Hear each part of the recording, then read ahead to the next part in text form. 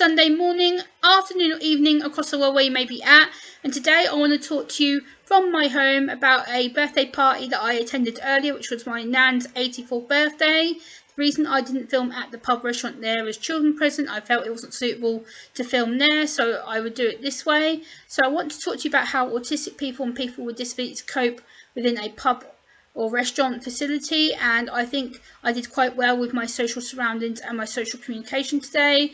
I was successfully able to communicate to my family and ask for help if I needed it.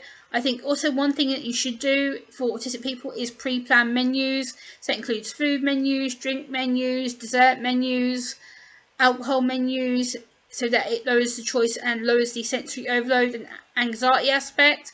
Also, I coped well because I was sat on a table with my uncle, who happened to have an autistic child, which is my cousin, so I was able to feel more calmer and reassured knowing he knew my sensitivities and know what to do.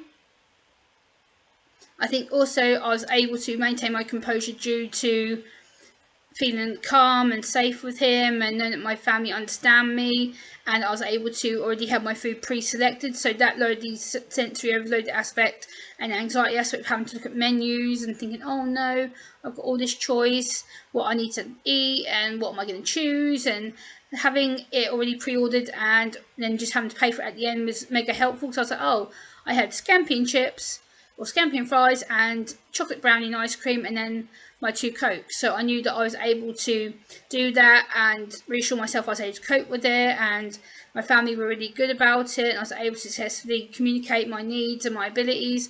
Also, there was a back garden if I needed to self-soothe or go outside and have time alone, because the garden was part of a bloke play area and seating area, so I was able to use that if I needed to, also wish to have that time to cool down, self-soothe and get out of the way. I think also it is important to have that breakout area, safe space area, because a lot of autistic people wouldn't be able to cope with the noise that was in there. It is quite a noisy pub, noisy environment. It got busier as we were finishing up our meals and starting to head out, because there was live entertainment then being brought in to start the afternoon session, but we were leaving just as that afternoon session was starting.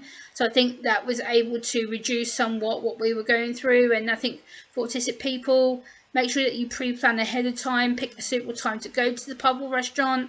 So between, I'd say myself, between 12 and 4 will probably be best in the afternoon, because that's when the quiet time is, whereas usually like any time before that, like I'd say between 2 and 6 is the most busiest, but between the sort of 12 and 4 o'clock time it's less busy, less noisy, therefore you've got less people to deal with. Or if you prefer it later on in the evening, maybe go around 3 to 7 o'clock, because then at the end of the day it's probably a lot more quiet for most people. So it depends where you feel comfortable to go, whether first thing in the afternoon or last thing at night. And it is a really nice pub. It was really spaced out, and I like the layout. I will attach pictures in the video as part of this so you can see where I was at.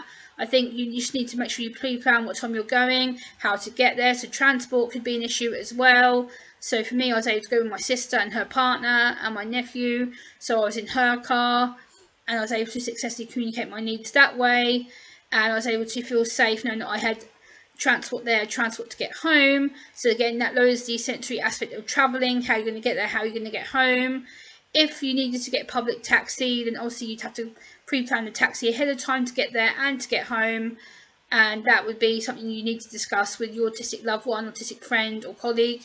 And you know, it was just really nice to be with my nan and my mum's family, because we don't often get together very often, so it was very nice to see how I was able to socially be appropriate and socially communicate with them and spend time with them and have some selfies with them and spend some time just being away from social media, being away from the computer, and spending time just being Gemma, and you know, spending time being away worrying about things. And I was able to be so calm, and I think I realised the difference between being so worried about my social media stuff and then being there thinking, oh, hold on a minute, Gemma, you know, you deserve a break.